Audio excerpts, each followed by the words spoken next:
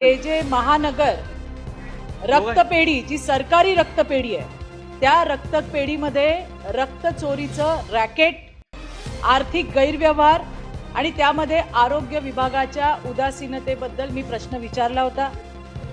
जे शासनाचं पत्र आलंय, उत्तर आलंय, त्या उत्तरामध्ये जे आरोप मी केले होते ते मान्य केलेत आणि हैराण करणारी अशी ही उत्तर आहे। सभापती महोदय, थोडीशी पार्श्वभूमी सांगणं गरजेचं आहे। चिंचपोकळी इथल्या एका मित्रमंडळाच्या माध्यमातून रक्तदान शिबिर आयोजित केलं गेलं।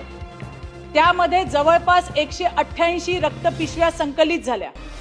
188 रक्तपिशव्या संकलित झाल्यानंतर त्याच्यातल्या जवळपास 55 रक्तपिशव्या परस्पर कोणतीही पूर्व परवाना न घेता कुठलीही अधिकृत नोंदीशिवाय या 55 रक्तपिशव्या बदलापूरच्या माया रक्तपेढी या ठिकाणी पाठवण्यात आला।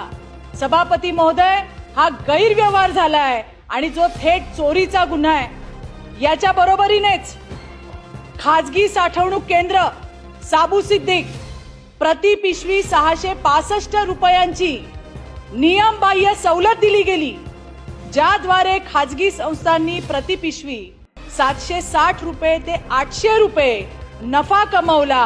ही सरकारी तिजोरीची थेट लूट आहे सभापती महोदय। आणि हे करणारे रक्त माफिया कोण आहेत?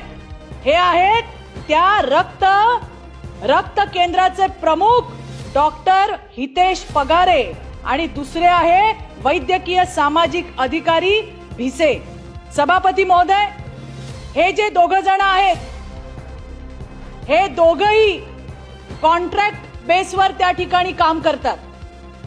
उत्तरामध्ये असं लिहिलंय, शासनाने जे उत्तर दिलंय त्यामध्ये असं लिहिलंय की आम्ही त्यांना समज दिली आणि ती देऊन सुद्धा दोनदा समज दिली असं म्हणतायत।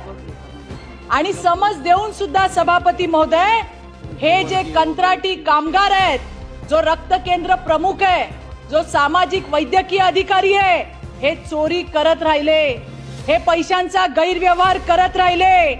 मला असं म्हणायचंय, त्यांना शासनाने 55,000 रुपये दंड केला आणि सक्तीच्या रजेवर पाठवून दिलं।